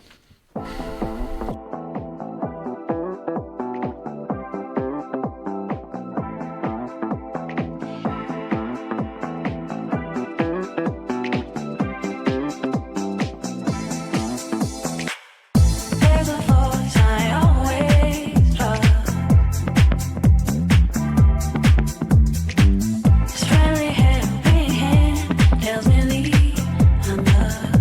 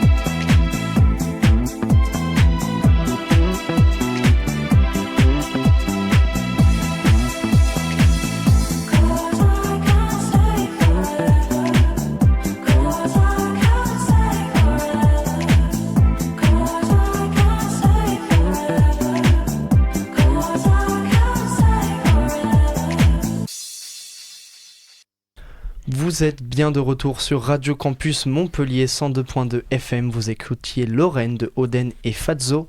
C'est maintenant l'heure, c'est le moment d'attaquer le débat de la semaine consacré au Big Four européen. Sport and Chill, le débat de la semaine. Et pour la dernière de l'année 2023, j'ai voulu, messieurs, qu'on se fasse plaisir et qu'on s'attaque au Big Four, l'occasion de discuter des équipes surprises, ces équipes qui jouent les troubles fêtes sur les pelouses anglaises, espagnoles, allemandes et italiennes. Et on va commencer avec la Première Ligue, et on va se demander tout simplement si c'est toujours le championnat numéro 1 en Europe. Et je vais vous poser une première question. À toi peut-être, Yacine, est-ce que tu penses que Manchester City peut réaliser le quadruplé et gagner pour la 4e année consécutive le championnat ? Oui, je pense qu'il ne faut pas se laisser tromper par leur dynamique plutôt négative actuellement. Déjà, Haaland est sur le flanc, donc il ne peut pas jouer. Ensuite, bien que Guardiola adore ses petites fantaisies tactiques, je pense que lors du Money Time, la seule équipe qui peut être à même à leur résister, c'est plutôt Liverpool. Un Liverpool qui est selon moi diminué, donc ouais, je sais, on en reparlera juste après, je pense. Mais je vois pas encore une fois Arsenal leur tenir la dragée haute. Moi, selon moi, City, lorsque tu regardes l'équipe, ils sont bien renforcés au mercato. Évidemment, moi je pense que la seule chose qui peut les contraindre à renoncer un peu à ce quadruplé, et ça devient une marotte aussi depuis un an ou deux, c'est les blessures récurrentes de Kevin De Bruyne. Ça commence à être un peu compliqué. On sait très bien que City sans De Bruyne, c'est une autre équipe. Après, là, j'ai pas regardé le classement, ils sont à combien, peut-être 2-3 points de la tête. Ils sont 4e. Non, ils sont 5. 5 points. Ah non, là ils sont 5 points, ouais. Ils sont à 5 points d'Arsenal, 4 Ouais. de Liverpool et Aston Villa qui sont à égalité. Et du coup, ils D'accord. ont quand même un petit point d'avance sur Tottenham 5e. Ouais, moi je persiste à penser que ça reste largement envisageable. Après, c'est quand même très très particulier cette année. On a l'impression que l'Arsenal a pris en maturité. Liverpool, j'ai l'impression qu'ils jouent un peu sur un fil de funambule. Ils sont quand même souvent. Je dis pas qu'ils sont décimés, mais ils ont un effectif réduit et de moindre qualité comparé aux années précédentes. Donc voilà, pour moi, City reste le grand favori à sa propre succession. Mais sur les équipes mentionnées, je dirais qu'Arsenal est le concurrent le plus sérieux. Alexis, est-ce que pour toi Liverpool peut concurrencer Alors City ? Liverpool va craquer, enfin c'est... Ouais. S'il ne craque pas, c'est exceptionnel parce que là c'est sur un fil à chaque fois, c'est à l'arraché, mais c'est pas genre à l'arraché, les matchs à l'arraché de leader, c'est vraiment à chaque match, La galère. c'est la galère et ça se termine bien parce qu'au final ils enlèvent tous les milieux, ça devient des attaquants, il y a Cody Gakpo qui rentre au milieu. Enfin, Après ce week-end contre United, même si je supporte United, Liverpool doit gagner tous les jours. Quand tu refais le fil du match, il y a très très peu d'occasions franches, hein, et très très peu. Et il faudrait parler de Darwin Núñez, mais bon, ça c'est autre chose. Moi j'ai du mal avec ce joueur. Oui. Mais par contre, non, Manchester City, le truc c'est que on pourrait se dire que c'est comme l'année dernière, c'est la même chose et tout. Je suis pas forcément d'accord avec ça, parce que là il y a même si là on peut se dire ça allait bien sans De Bruyne, il y avait des manques, il y a des manques. C'est pas aussi propre que l'année dernière, même si l'année dernière ils ont mis du temps avant de se chauffer. Et là, dès cette année, le calendrier, ils l'ont pris. Les matchs qu'ils devaient remporter, ils l'ont pas fait. Ils ont perdu face à Arsenal et ça faisait longtemps qu'Arsenal avait pas gagné face à Manchester City. Et pour moi, Arsenal est le favori parce que c'est surtout dans le contenu en fait. Dans le contenu, Arsenal c'est là et je crois qu'il me semble qu'il gagne 2-0. Je crois. Brighton, Ouais, voilà. Et c'est propre. C'est un 2-0 quoi. C'est-à-dire que ils se prennent une occasion franche de tout le match. Solly marche, mais c'est dans le petit filet, c'est même pas un arrêt, c'est rien. Non, Arsenal c'est très propre et Declan Rice c'est formidable. C'est la recrue de l'année. Hein. Si c'est pas Rodri, si c'est pas Maddison, le joueur de l'année, c'est Declan Rice. Très bien. Valentin, je voulais te demander, est-ce que pour toi, on parlait des équipes surprises juste avant, est-ce qu'Aston Villa peut le faire ? Peut s'accrocher au podium ou en tout cas au top 5 ? Là, quand je regarde, je pense qu'ils peuvent peut-être être 4e. Okay. Mais pour moi, pas plus. Le top 3 est déjà dessiné. Par contre, prochaine journée... C'est quoi ton top 3 ? Arsenal, Liverpool, City, je sais pas dans quel ordre. Ok. Pour moi, Tottenham finira 5ème ou 6ème, je l'annonce. Donc ok, d'accord. C'est bien, on regardera la fin de saison. Et donc, par contre, prochaine journée, Arsenal-Liverpool. Ouais. Et City joue pas puisqu'ils sont en Coupe du Monde des clubs. Ouais. Donc, celui qui prend à surveiller le résultat, parce que City aura un match de retard, donc C'est à vrai. surveiller quand même pas mal le résultat. Mais Arsenal a l'air, moi je trouve qu'ils sont un peu mieux armés que la saison dernière. Juste la problématique du gardien de but, qui pour un champion, pour moi, Quant à Raya, c'est compliqué quand même. c'est pour un champion, c'est un des postes Alors, clés. t'as Ramsdale sur le banc surtout. Ouais, C'est un des postes clés et il faut être sûr à 100%. Et quand tu vois que City a gagné la Ligue des Champions, c'est parce que Ederson a fait sa meilleure saison pour moi à City l'année dernière, par exemple. Oui, je suis assez d'accord. C'est peut-être qu'on est un peu dur avec Raya aussi en même temps. C'est la première saison, c'est compliqué. Et puis même, il est arrivé, il a été... En fait, le problème, c'est un truc qui est illogique, mais Ramsdale est le meilleur gardien de la saison dernière. Ouais. Et Arteta, il prend un gardien qui vient dans son style, en fait, qui vient se mettre là-dedans. Et c'est compliqué de dire aux supporters, là, vous avez le meilleur gardien de la saison dernière, et on vous met David Raya qui vient de Brentford, et il est titulaire à chaque match. Puis c'est un très mauvais message lancé à Ramsdale après qui perd en confiance. Total. L'an dernier, il avait été très bon. Hein. Ah mais total, ouais. Mais non, Raya, ça va le faire. Ederson, ça a mis du temps avant de se mettre en place. Et c'est le même profil. Puis on oublie aussi que même Alisson, qui est à la base un super goal, l'an dernier, je me rappelle qu'il avait des sorties ou des choses très très douteuses. Ça avait été le cas, voilà. Enfin, en fait, on oublie que le poste de gardien est très très difficile, que comme tu le disais très bien, ça prend un peu de temps pour s'adapter, que même lorsque tu es adapté, t'es pas à l'abri de faire une énorme cagade et puis de confirmer après, de faire une grosse prestation le dimanche d'après. Donc voilà, moi cet Arsenal-là, il me plaît bien. J'ai quand même toujours du mal à je sais pas, on en parlera peut-être en off, mais à me donner un avis sur Havertz. Je ne sais pas quel est son rôle, je sais pas quel est son poste, je sais juste Facilitateur peut-être, voilà, c'est un accélérateur de particules peut-être aussi, je sais pas. C'est un joueur, il peut jouer un peu sur tout le front de l'attaque. Ça sera jamais un numéro 9. Je le vois un peu comme Pour moi, c'est le Werner du championnat anglais. Mais ce qui est très curieux chez ce joueur-là, c'est que ça soit Chelsea ou Arsenal, il était super décisif en fait. Ouais. L'an dernier, c'est le meilleur joueur de Chelsea, si je dis pas de bêtises. Il est pas loin d'être le meilleur parmi ceux de Chelsea qui, en tout cas, les 6 premiers mois. Mais qui étaient tous nuls, c'était le moins pire de tous. Mais et puis il arrive dans cet Arsenal-là où je sais pas, je vois pas trop les matchs d'Arsenal, mais bon, je le vois. Il marque des buts assez importants, notamment le dernier, je crois. C'était lequel où il marque le deuxième but en fin de match. Ce match-là Newcastle, non l'autre match c'était il y a 2 semaines, je crois. Il gagne 2-1 à la fin, peut-être à Bournemouth, je ne sais plus. Au vol Aston Villa. C'est Aston Villa. Non, Aston Villa, il perd 1-0 et c'est Luton. Luton, il met le but. 4-3. Le 4-3. Ouais, le 4-3, ok. Donc voilà, mais cette équipe-là, elle me plaît bien. Pourtant, t'as pas forcément des grandes stars, mais t'as l'impression qu'ils vont être là jusqu'au bout. L'an dernier, on se rappelle qu'ils jouaient le titre jusqu'au mois d'avril, avant de prendre la volée face à City.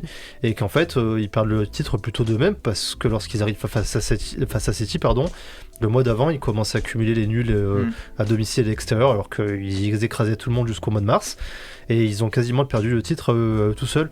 Donc là, je suis assez d'accord avec toi. Pour moi, autant City peut chercher le quadruplé, autant Arsenal me paraît quand même très très solide aussi. Et j'ai l'impression que peut-être qu'ils ont pris un peu en maturité, ils vivent ensemble depuis quelques temps déjà, et il y a une stabilité qui n'est pas sans les faire ressortir grandis de cette expérience, quoi. Très bien, monsieur. Vas-y. Ouais. Tu parlais des joueurs. Rapidement. En fait, je pense que la structure s'est fait intelligemment et tout. Il y a des postes qui peuvent être encore améliorés. Moi, je pense à Gabriel. Je peux pas me le saquer, Gabriel. Et il se fait sauver sur chaque truc par on n'en parle pas assez de Saliba, mais c'est sûrement un des meilleurs défenseurs, sûrement top 5 des défenseurs de Première Ligue, et il sauve Gabriel sur un nombre incalculable de situations. Et je pense que quand il aura vraiment un vrai mec à ses côtés, il y avait Timber, et malheureusement Timber se blesse pour toute la saison, donc c'est compliqué de construire là-dessus. Mais quand on voit que, Declan Rice, c'est des recrutements qui changent. Il y a peut-être un 9 à un moment qui pourra arriver et faire que il y ait plus de doute là-dessus, parce que sinon c'est très très intelligent derrière. Arteta a vraiment construit un truc. J'y croyais pas au début, mais c'est beau ce qui est en train de se construire à Arsenal. On y croit en tout cas. Manchester United, pas besoin d'en parler, ils sont très bien où ils sont. On va changer de terrain, messieurs, on part en Liga. Une Liga à nouveau compétitive grâce à l'arrivée de Gérone, leader surprise du championnat. Valentin, tu m'as dit tout à l'heure en off que ce soir en rentrant t'allais regarder le match. Qu'est-ce Ouais. que tu... Je les ai regardés que 2 fois cette saison, je vais pas mentir, hein, contre le Real et le Barça. Et les deux, contre le Real, un peu plus de difficultés parce que le Real, c'est une équipe tranchante, vraiment. C'est une équipe, le milieu, il te casse. Et contre le Barça, masterclass, c'était énorme, ouais. C'était incroyable. En plus, il y a des valeurs. C'est pas une équipe qui défend vraiment, qui défend bas ou non. Vraiment, ça fait, par exemple, ça mène 2-1, ça peut faire rentrer un attaquant pour mettre le 3e. Exactement. Et donc franchement Gérone Gérone par contre ils vont en Ligue des Champions l'année prochaine, pour moi c'est presque sûr hein. Bon, vu le nombre de points, ça m'étonnerait peu. Ils sont à 41 points. Ils ont 10 points d'avance sur Bilbao qui est pas non plus une équipe habituée à jouer au haut de tableau. Non, c'est sûr. Et ils ont 9 points d'avance, tout en sachant qu'ils ont un match de moins, qu'ils n'ont pas de match de ce soir. Exactement. Donc, L'Atlético aussi un match de retard, mais effectivement, on a l'impression que le top 4 il se consolide et qu'il n'y aura pas forcément de surprise. Hein. Bon, système titre de champion, mais on en reparlera peut-être juste après. Mais je pense que oui, ils ont consolidé leur place en Ligue des Champions. Moi, en fait, j'avais pas en tête le nombre de points d'écart qu'il y avait avec Bilbao, mais 10 points, c'est quand même.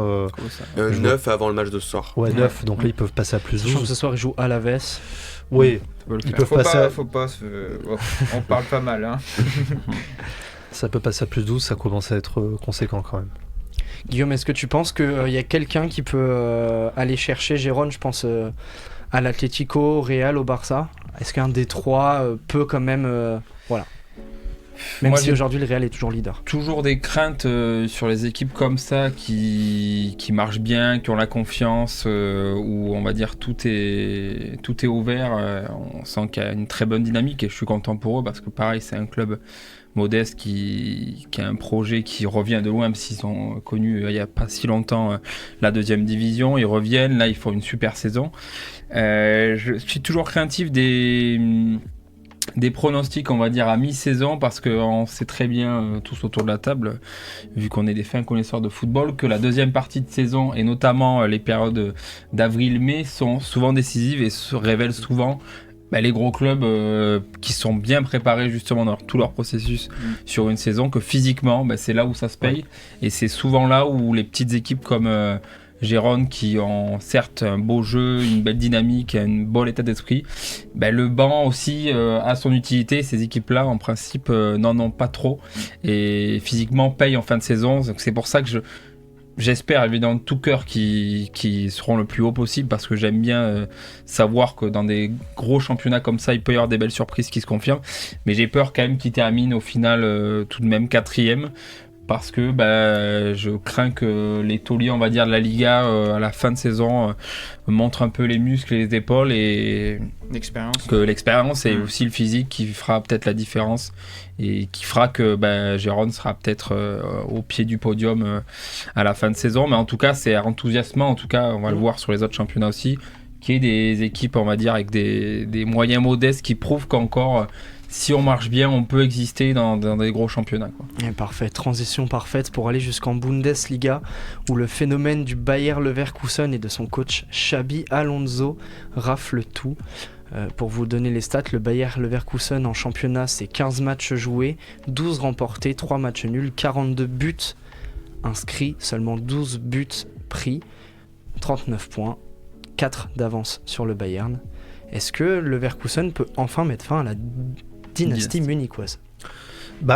On disait la même chose il y a quelques années de Leipzig lorsqu'ils étaient au coude à coude assez souvent. On disait la même chose de Dortmund aussi jusqu'à ce qu'ils prennent des 4-1 au match retour face au Bayern. Comme tu le dis là pour le coup, plus que jamais la Bundesliga c'est le genre de championnat où à la mi-saison il faut pas tirer d'enseignement. Alors attention, je vais peut-être un peu trop méchant envers les Leverkusen. Moi quand je vois le Bayern, évidemment c'est un peu moins impressionnant en championnat. Avec un Kane comme ça, tu peux penser que même au match retour il peut leur en que les 3. Simplement, si on fait un petit constat de ce Leverkusen là, évidemment c'est totalement inattendu.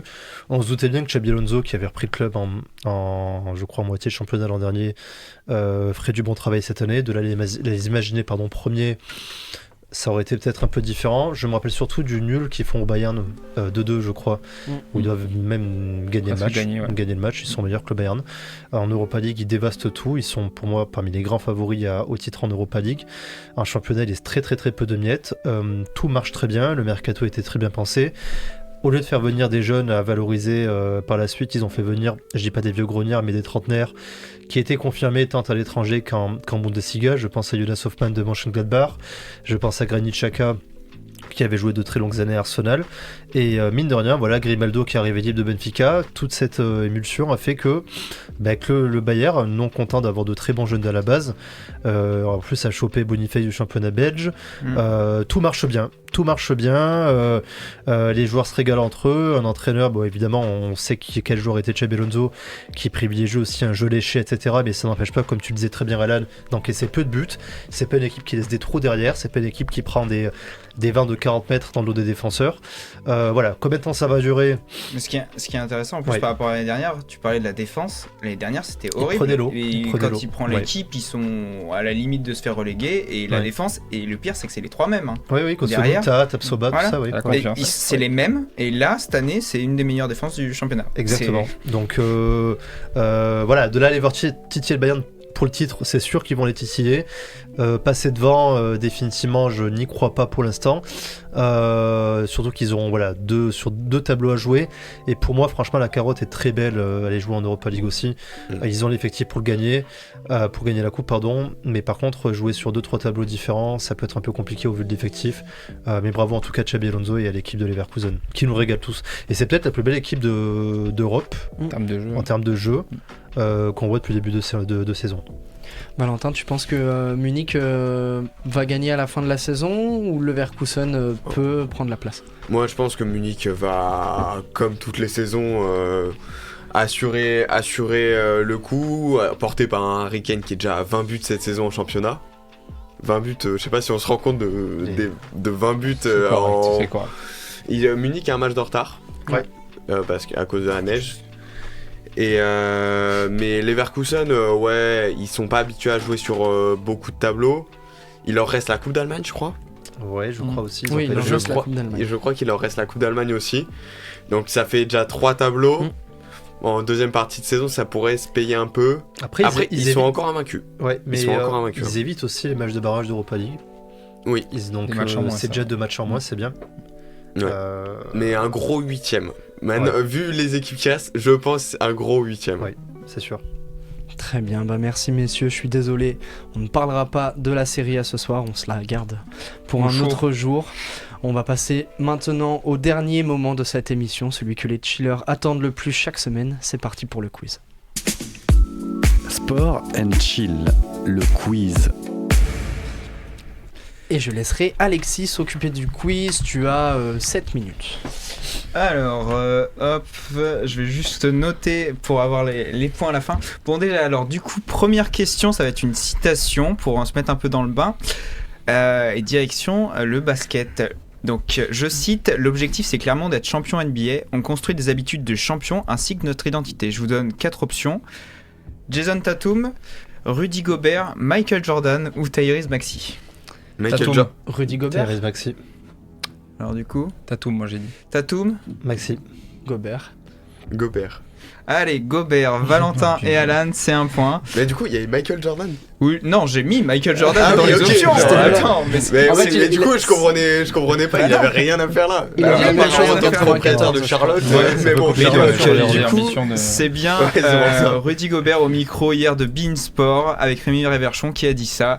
C'est quand même assez osé de parler de ça, mais c'est bien, il faut un peu d'ambition, ça fait plaisir. C'est une équipe qui est solide.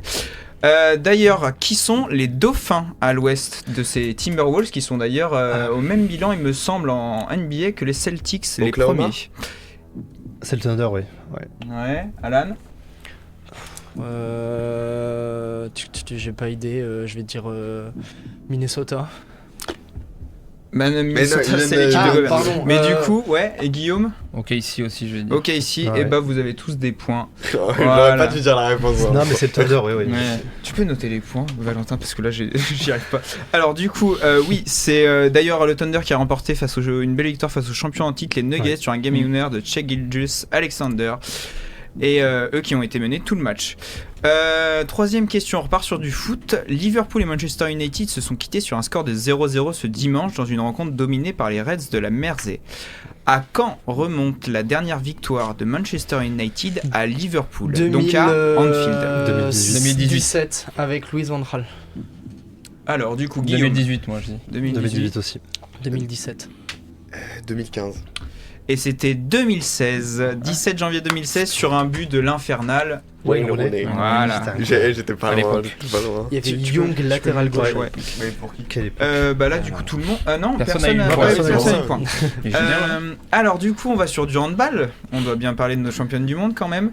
Donc avant leurs 2 victoires dans cette Coupe du Monde, à quand remonter la dernière victoire en compétition officielle de nos championnes du monde de françaises? À quelle occasion particulière notamment? Tu parles des championnats des du Jeux monde ou compétition officielle, donc championnat compétition officielle. Sans les matchs amicaux. C'était l'Euro 2018. l'Euro. Non. Moi je dirais l'Euro la demi-finale 2019. des Jeux. Alors Attends. avant les 2 championnats du monde gagnés, on n'a pas compris. En gros, là, elles ont remporté 2 matchs donc face à la Norvège dans cette. face à la Norvège. Putain, j'ai pas dit Norvège. Oh la vache, oui c'est ça. Ouais, donc 2 victoires face à la Norvège sur cette compétition. C'est quand la dernière fois qu'elles avaient gagné face à la Norvège en compétition 2017. officielle? 2018. L'Euro 2018. 2018. Alors du coup, 2018-2018. 2016. Non, je crois que c'est. Non, ouais. Donc toi t'as 2017 et du coup c'était quand? C'était à quelle occasion particulière? Les mondiaux. Ouais. 2017. Les mondiaux, C'était la en Allemagne. finale. C'était en Allemagne. 6 ans jour pour jour après la dernière victoire. Et Ouais. du coup c'était le 17 décembre 2017 et du coup elles avaient été championnes du monde sur le score de 23-21. Ouais, c'est vrai. On part sur du basket. Jeudi dernier, Giannis Antetokounmpo a établi son record en carrière et par la même occasion le record de sa franchise des Milwaukee Bucks avec 75 points face aux Pacers d'Indiana. Quel événement a rendu cette soirée encore plus spéciale? Vous avez 3 options. Donc le grec a affligé un coup de poing à son adversaire et s'est fait expulser en fin de match. Il a établi son record dans une défaite de son équipe où il est devenu fou de rage parce qu'il s'est fait voler le ballon du match par les Pacers. La dernière. La dernière. Vous avez tous vu? Oui. Ah ok, bon bah voilà, parfait. Et au final, les Pacers avaient récupéré un autre ballon, hein. C'était pas le ballon du match. Ouais, parce qu'un rookie avait marqué parce que son c'est le premier point. point. Ouais. Et donc ça a été chaud, hein. Je sais pas si vous avez vu l'image, il s'est fait récupérer par son frère avant d'aller taper. En ce moment c'est chaud d'ailleurs. T'as en encore, basket, Alexis, t'as encore 3-4 questions. Ok, ah ouais, bah tant qu'à faire. Allez, je vais vous faire un devine le joueur. Devine le joueur. Du coup, de 2006 à 2008, il est à Strasbourg. De 2008... Kevin Gamero. Non. De 2008 à 2015, il était à Southampton. De 2015 à 2017, il est à Manchester United. Schneiderlin. Exactement, oui, international oui, français oui. avec 15 sélections. Tu regardes Manchester là. C'est Schneiderlin, ouais. Tac. Alors, une stat un peu marrante. Alors, le tirage au sort de la coupe des différentes coupes d'Europe a eu lieu. Comme vous le savez, le PSG a tiré la Real Sociedad cette année. Quelles étaient les équipes que la formation francilienne avait affrontées au même stade l'année dernière et celle d'il y a 2 ans? Ok, donc les équipes que le PSG a affrontées en 8e huitième, l'année dernière et il y a 2 ans. Bah oui, Bayern Real. Ouais. Voilà. Bon, c'était des points faciles ça. Pour dire que ça fait 2 saisons que le PSG n'a pas passé les 8e d'ailleurs. Ouais, facilement. Donc, Ils donc vont là, pas les passer quand cette même, année on non verra. plus. Pour parler un peu de Leverkusen notamment, sur combien de buts Grimaldo et Frimpong, donc les 2 latéraux de l'ultra-offensif Bayer Leverkusen de Xabi Alonso, leader de Bundesliga, sont-ils impliqués? On fait le donc plus là, proche. Ouais, le plus proche. 25. Ok. 14. 21. 26. Et on a Alan et Yacine qui ouais. Ouais, parce que c'est 23, donc vous avez dit 25 et 21. Ouais. Et ouais. Bah, un point chacun. Frimpong, c'est 5 buts et 6 passes décisives. Et Grimaldo, c'est 7 buts et 5 passes décisives. C'est énorme. Hein. C'est énorme. Alors, tac. Qu'est-ce que je peux vous faire en dernier? Encore 2. Bon, Alan et Valentin, malheureusement celle-là je l'ai déjà faite. Quelle mésaventure est arrivée à Diogo Dalot, le latéral portugais de Manchester United ce week-end? Il a été expulsé pour un tacle sur Mohamed Salah qui partait tout seul au but. Il a marqué un but magnifique refusé pour hors-jeu. Il a été expulsé pour une main volontaire sur une contre-attaque de Liverpool plutôt, où il a été expulsé pour 2 cartons jaunes pour une protestation trop véhémente en moins de 10 secondes. La 3, moi je dirais. La main. Je crois que c'était l'action sur Moussala. Et donc non, il a été expulsé pour 2 cartons jaunes pour une J'avoue que j'ai protestation pas regardé le trop match, donc. véhémente. Et en fait, il y avait une touche qui avait été donnée à Bon, Liverpool. moi, c'est juste, on perd pas de points. Il a protesté, premier carton jaune, il continue de protester, deuxième carton jaune, il sort. Et c'était la 92e minute. Michael Odegaard. Un petit point sur le classement. De quoi? Un petit point sur le classement des points. Le et une dernière classement, question. on a Valentin qui est premier avec 5 points, 4 points pour Alan, Yacine est à 3 points et Guillaume est à 2 points. Dernière question. Qu'est-ce que je peux vous faire? Je suis le Clermont du quiz. Allez, bah tiens. Sur 21 matchs disputés cette saison, Kane est impliqué sur combien de buts? Ah putain. 21 matchs joués. Donc combien de buts, ça veut dire but et passe décisive. Voilà. Question tour de table. Ouais. Allez, je vais dire... Attends, t'as joué 21 matchs? Ouais. Bon, on va dire 21. Ok. Valentin? 31. Ok. 23. 23, ok. 34. Et on a un gagnant qui s'appelle Valentin. 32. Ah, j'étais pas 32. Donc 24 buts et 8 passes décisives pour l'anglais. Et à titre de comparaison, Bellingham, lui, il est appliqué sur 21 buts en 20 matchs. Donc pour vous dire à quel point la performance est énorme de la part d'Harry Kane. Très bien. Est-ce que tu peux nous rappeler le classement du quiz? Et bah le classement, du coup, c'est Valentin qui a assuré sa victoire avec la dernière question. Et du coup, on est à 6 points pour Valentin qui est grand gagnant de ce quiz. Le Clermont Foot de ce classement. C'est dommage, c'est sur une bonne dynamique ces derniers temps. Et, on espère une victoire en quiz pour Guillaume en 2024. On pourra pas faire pire. En tout cas, messieurs, je vous remercie. Merci à toi, Alexis, pour ta première et pour ce quiz. Merci Valentin, merci Yacine, merci Guillaume. Merci à toi. Et merci à toi, Alan. Merci également à Romain et à Valentin Lachaud qui m'ont aidé à préparer cette émission. Merci à Manon sur Facebook et Guillaume sur Instagram. Merci à Yann et Yanis à la technique. Si vous voulez réécouter ou revoir l'émission, le podcast et la vidéo seront disponibles dans la semaine. N'hésitez pas à nous rejoindre sur les réseaux sociaux pour suivre avec nous l'actualité du sport montpelliérain et du sport international. Instagram, Twitter, Facebook, la chaîne Twitch de Radio Campus Montpellier, également le 102.2 FM ainsi que la chaîne YouTube. Je rappelle le sondage du jour. Le nouveau système mis en place par Michel Derzakarian pour le MHSC vous séduit-il? N'hésitez pas à voter sur Twitter et sur Instagram. Les résultats seront disponibles dans la semaine. De notre côté, on se quitte avec le son de la semaine. Le sauvetage de Zule sur la frappe de Mbappé. L'égalisation chanceuse de Crystal Palace contre Manchester City. Le panier de la victoire au buzzer de Jimmy Butler pour le hit 118-116 face à Chicago. La réaction de Jean-Pierre Papin, c'était cet après-midi sur le tirage de l'OM en barrage Ligue Europa, le superbe triplé de Justine Brézaboucher sur l'étape de Lenzerheide et enfin la 3e étoile de l'équipe de France de hand féminin. Excellente soirée à tous les chillers et les chilleuses. Nous on se retrouve le 8 janvier 2024, on prend des petites vacances. Ce sera pour le 13e numéro de la saison 9 de Sport & Chill sur Radio Campus Montpellier. Sur le côté droit d'Hakimi et on isole. Oui, beau ballon pour Mbappé, le contrôle est beau, également pour Mbappé. Et le sauvetage miraculeux de Nicolas Zule, célébré comme un but par le Signal Iduna Park. Tenter de briller contre Ederson. Balle de 2 buts partout. Olysée qui va frapper et qui va tranquillement marquer. 2 seconds left. Butler step back for the win. Yes! Jimmy Butler delivers the victory. 118-116. Je pense que c'est bien pour nous de prendre une équipe qui est solide parce que dans notre groupe c'était pas facile. On est capable d'arriver second dans un groupe qu'on nous prédisait difficile. Donc voilà, on va jouer le Shakhtar. On aurait pu prendre d'autres plus grosses équipes. C'est toujours un match piège, mais bon, on les connaît. On aura la chance de recevoir au Vélodrome et quand on sait ce que peut nous apporter notre public, voilà, ça peut être magique. Et Justine Bréza, invincible à Lenzerheide. Le deuxième triplé français de l'histoire. Et la master magnifique Justine Bréza. Elle continue à défendre, elle lâche rien. Fois. c'est fini. L'équipe de France est championne du monde après avoir été championne olympique et ira chercher, on va en parler dans les mythes qui viennent avec les héroïnes et avec Olivier Crumbles. L'objectif ce sera l'or au mois d'août prochain. L'objectif c'était l'or aujourd'hui à Erling au Danemark. On se souviendra de 2003, de 2017 et bien sûr de 2023.